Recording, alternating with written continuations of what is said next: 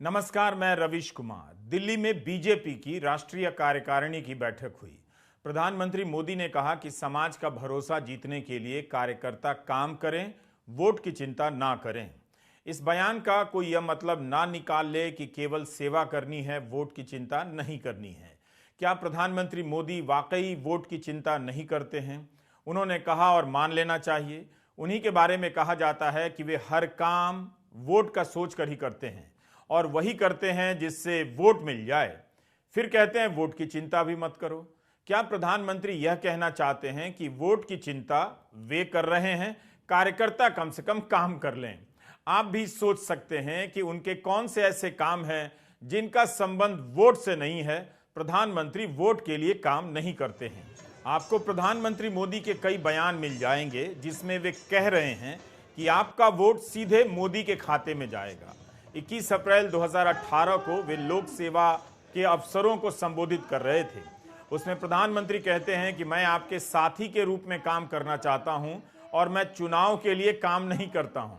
जिन कार्यकर्ताओं को प्रधानमंत्री कहते हैं कि वोट के लिए काम नहीं करना है, उन्हीं को संबोधित करते हुए गृहमंत्री अमित शाह कहते हैं कि 2019 से भी ज्यादा सीटें 24 में आने वाली हैं।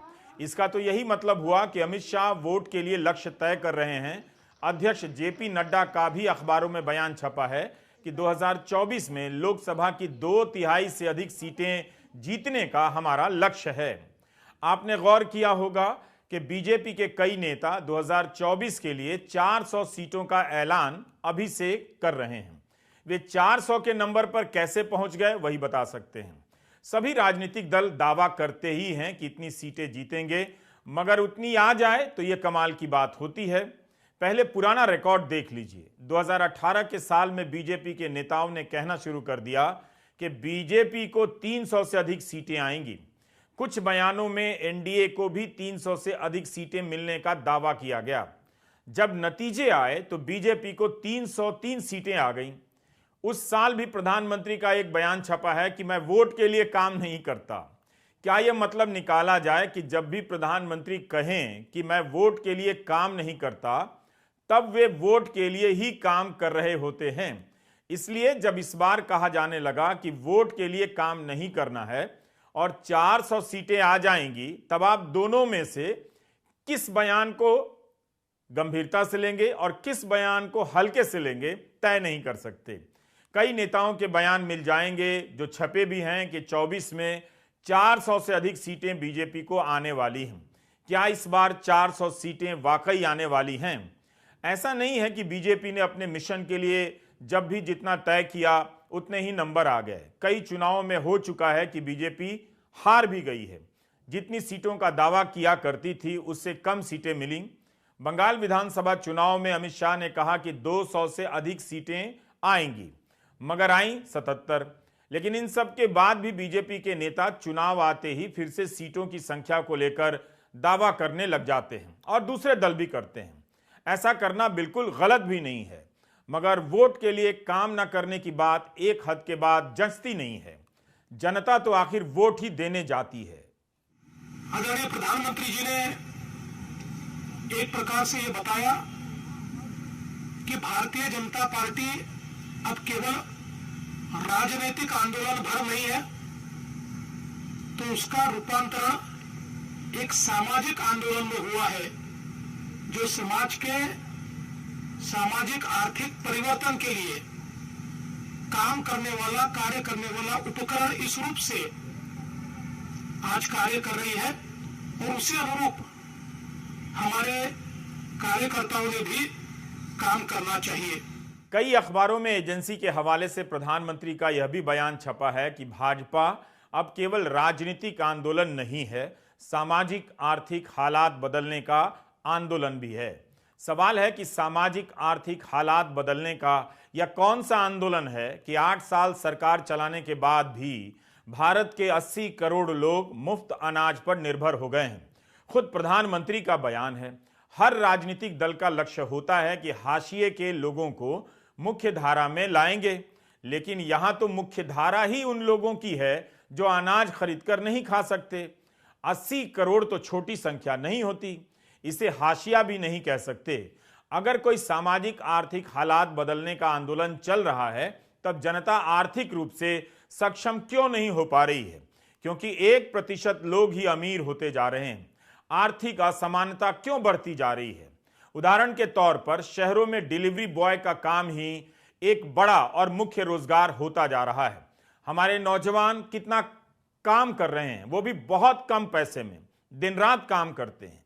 क्या इतनी कम कमाई में वे सामाजिक और आर्थिक हालात बदल रहे हैं? और यह किस आर्थिक आंदोलन का हिस्सा हैं कि बीजेपी के विधायक का नाम कमीशन खोरी में आ जाए और पार्टी कुछ कहे भी नहीं? ऐसा तो हो नहीं सकता कि हिंदू अखबार में छपी इस खबर को बीजेपी के नेताओं ने देखा ही ना हो। कर्नाटक के कॉन्ट्रैक्टर एसोसिएशन ने बाकायदा बयान जारी किया है कि बीजेपी के एक विधायक ने कथित तौर पर कमीशन मांग कर तंग कर दिया है। 3 साल में उन्हें 90 लाख रुपए कमीशन में मिले हैं। इस खबर की कोई चर्चा नहीं। खबर में तो विधायक का नाम भी है, लेकिन ईडी, सीबीआई, आयकर विभाग के छापे पड़ने की खबर सुनाई नहीं दे रही है। इंडियन एक्सप्रेस की रिपोर्ट है कि कॉन्ट्रैक्टर संघ ने उस विधायक के खिलाफ लोकायुक्त के यहां शिकायत करने की घोषणा की है। अन्य मंत्रियों और विधायकों के कमीशन मांगने के सबूत भी सार्वजनिक किए जाएंगे, ऐसा बयान आया है। तो क्या यह माना जाए कि इनके कथित रूप से कमीशन लेने की सच्चाई तभी सामने आएगी जब ये बीजेपी छोड़कर विपक्षी दलों में जाएंगे? या इतना काफी नहीं है कि बीजेपी सामाजिक आर्थिक आंदोलन छोड़ दे और कथित रूप से कमीशन लेने वाले अपने विधायकों के खिलाफ राजनीतिक आंदोलन चला दे? कर्नाटक में कथित रूप से 40% कमीशन खोरी के आरोप लगे हैं। ठेकेदारों ने ही लगा दिए। क्या यह भी किसी सामाजिक आर्थिक आंदोलन का नतीजा है? इतना कमीशन लिया जा रहा है। अगर बीजेपी राजनीतिक नहीं, सामाजिक आर्थिक आंदोलन है, तब उसे हजारों करोड़ रुपए चंदे में क्यों चाहिए? और जब हजारों करोड़ रुपए चंदे में मिल रहे हैं, तो पार्टी के विधायक पर कथित रूप से 90 लाख रुपए कमीशन में लेने के आरोप क्यों लग रहे हैं? जब से इलेक्टोरल फंड का सिस्टम आया है, आप तमाम खबरों और विश्लेषणों को उठाकर देखिए, बीजेपी को सबसे अधिक चंदा मिलता है, हजारों करोड़ रुपए का चंदा। भाजपा की चुनावी रैलियों की भव्यता ने नए प्रतिमान कायम किए हैं। इसका मतलब यह नहीं कि दूसरे दलों की रैलियां सादगी से भरी होती हैं, पर निश्चित रूप से बीजेपी आगे नजर आती है। पूछा जा सकता है कि हजारों करोड़ रुपए के चंदे का इस्तेमाल सामाजिक आर्थिक आंदोलन में हो रहा है या चुनावी राजनीति में, एक ऐसे समय में जब बीजेपी की हर गतिविधि यह साबित करती हो और उससे सहानुभूति रखने वाले जानकार किताबें लिख रहे हैं कि बीजेपी 24 घंटे राजनीति करती है, हर काम राजनीति के हिसाब से करती है और इसमें कोई बुराई भी नहीं है मेरी नजर में। लेकिन जब उसके सबसे बड़े नेता कहते हैं कि भाजपा अब राजनीतिक नहीं, सामाजिक आर्थिक आंदोलन है, तब बीजेपी के इस आंदोलन की समीक्षा भी होनी चाहिए। एक तरफ प्रधानमंत्री कहते हैं कि बीजेपी राजनीतिक नहीं है, वोट की चिंता नहीं करनी है, फिर अमित शाह कहते हैं कि 24 में 19 से ज्यादा जनादेश आने वाला है। ऐसा तो हो ही नहीं सकता कि प्रधानमंत्री राहुल गांधी से प्रभावित हो जाएं, जो लगातार 3000 किलोमीटर पैदल चल गए हैं, उससे भी ज्यादा, और कहते रहे हैं कि वे राजनीति के लिए भारत की यात्रा नहीं कर रहे हैं। लेकिन राहुल गांधी के साथ चल रहे यात्री समझ रहे हैं कि इन बातों का एक सीमित मतलब है। राहुल गांधी से भी पूछा जाना चाहिए कि 24 के चुनावों से 1 साल पहले इतनी लंबी पदयात्रा को आध्यात्मिक क्यों बता रहे हैं, और प्रधानमंत्री से भी पूछना चाहिए कि वे क्यों कह रहे हैं कि बीजेपी अब राजनीतिक नहीं, सामाजिक आर्थिक आंदोलन है। ये कब से हो गया और इस आंदोलन के तहत बीजेपी क्या नया कर रही है? यही सवाल कांग्रेस से भी है कि आध्यात्म के रास्ते पर चलकर वह कितना बदल गई है। क्या बीजेपी और कांग्रेस चुनाव नहीं लड़ेंगी या चुनाव अब आध्यात्मिक हो जाएंगे? राजनीतिक दल अपनी ताकत जनशक्ति से प्राप्त करते हैं, फिर आध्यात्मिक शक्ति की क्यों जरूरत पड़ रही है? आध्यात्म में कोई समस्या नहीं है, वो बहुत अच्छी चीज है, लेकिन सवाल है कि सत्ता की राजनीति क्या सत्ता का मोह छोड़ने जा रही है? अगर पार्टियां चुनाव लड़ेंगी तो वोट के लिए ही लड़ेंगी, कैसे राजनीति नहीं करेंगी? जरा कागज पर 100 शब्दों में लिखकर आप भी दिखाइए, और आप नहीं लिख सकते तो इन दलों के नेताओं से कहिए कि लिखकर बताइए कि कैसे आप राजनीति नहीं करेंगे, वोट के लिए राजनीति नहीं करेंगे। जहां तक भगवान के चरणों में आता हूं, मैं कभी कुछ मांगता नहीं। आपने जीत की कामना नहीं की यहाँ पर? मैं कुछ नहीं मांगता पुजारी जी कह रहे थे कि और मांगने की प्रवृत्ति से मैं सहमत भी नहीं, क्योंकि उसने तो आपको मांगने योग्य नहीं बनाया, देने योग्य बनाया। और ऐसी जगह पे जाकर के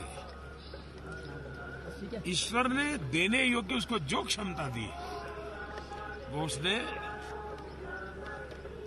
समाज देवता को देनी चाहिए। और समाज देवता, अध्यात्म देवता, उसका मिलन निरंतर बना रहता है। एक बात मुझे बहुत गहराई से समझ आ गई है कि ये जो लड़ाई है ये एक्चुअली राजनीतिक लड़ाई नहीं है। सुपरफिशियली ये राजनीतिक लड़ाई है। जब हम बीएसपी से लड़ते हैं या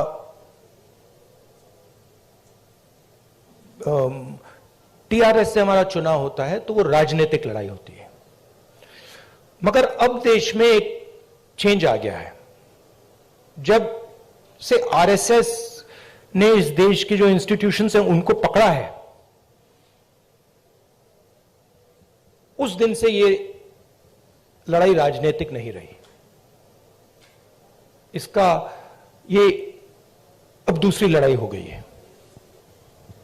उसको आप विचारधारा की लड़ाई कह दीजिए, उसको आप धर्म की लड़ाई कह दीजिए, उसको आप कोई भी फ्रेमवर्क दे सकते हैं, मगर वो राजनीतिक लड़ाई नहीं है। कहीं ऐसा तो नहीं कि अब आध्यात्म को लेकर राजनीति होने वाली है?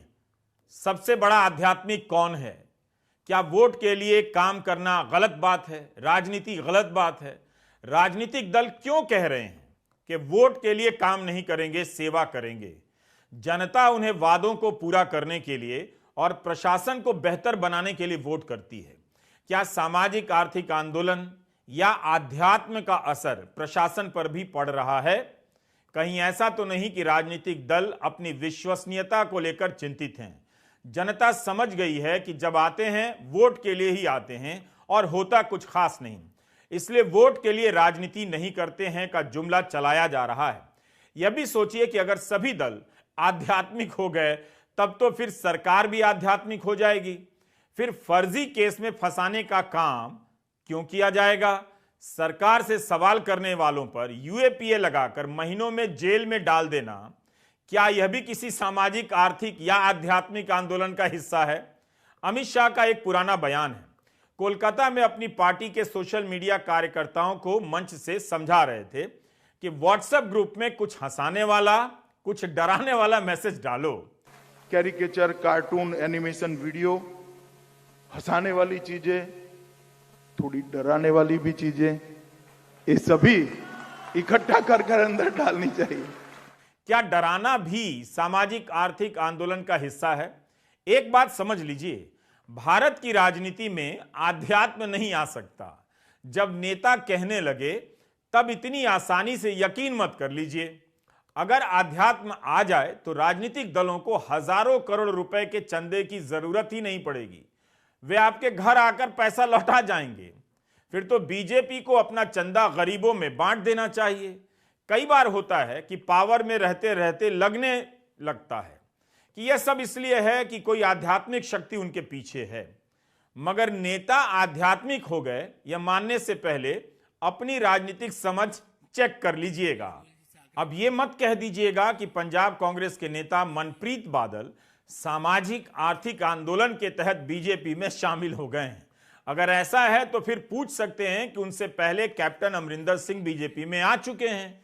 वे इन दिनों किस सामाजिक आर्थिक आंदोलन का हिस्सा हैं? पंजाब कांग्रेस के पूर्व अध्यक्ष सुनील जाखड़ भी बीजेपी में आ गए हैं। कहीं बीजेपी के भीतर कांग्रेस से नेता लाने का कोई सामाजिक आर्थिक आंदोलन तो नहीं चल रहा है? महाराष्ट्र में ही शिवसेना तोड़ दी गई।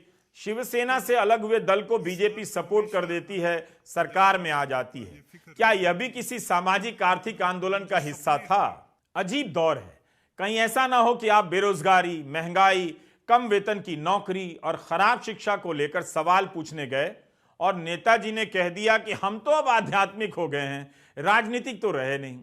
देश में अमृतकाल चल रहा है और सांसद जहरीली बातें कर रहे हैं। उसी तरह से जनता गरीबी की तरफ धकेले जा रही है और नेता आध्यात्मिक होने लगे हैं। असल में राजनीति में धर्म का इस्तेमाल इतना हो चुका है कि अब आध्यात्म की खोज की जा रही है नए आइटम के रूप में, ताकि आपके बीच नेता किसी दैविक शक्ति के रूप में आ सकें, ताकि आप उनसे सवाल ना कर सकें। जिस देश में गोदी मीडिया से नफरत फैलाई जाती हो, दिन रात सुप्रीम कोर्ट को कहना पड़े कि नफरती एंकर को हटाया जाए और कोई कार्रवाई ना हो उस पर, उस देश में अगर कहा जाए कि सत्तारूढ़ पार्टी राजनीतिक दल नहीं अब सामाजिक आर्थिक आंदोलन है, तब फिर आंदोलनों का मतलब समझ लेना चाहिए और अपनी समझ बदल लेनी चाहिए। किसान आंदोलन से किए गए वादों को याद दिलाकर पूछना चाहिए कि जो असल में आंदोलन है उनसे किए गए वादों का क्या हुआ। आपको याद है कि प्रधानमंत्री ने किसानों से क्या वादा किया था आंदोलन खत्म करने से पहले? याद रखा कीजिए। नमस्कार, मैं रवीश कुमार।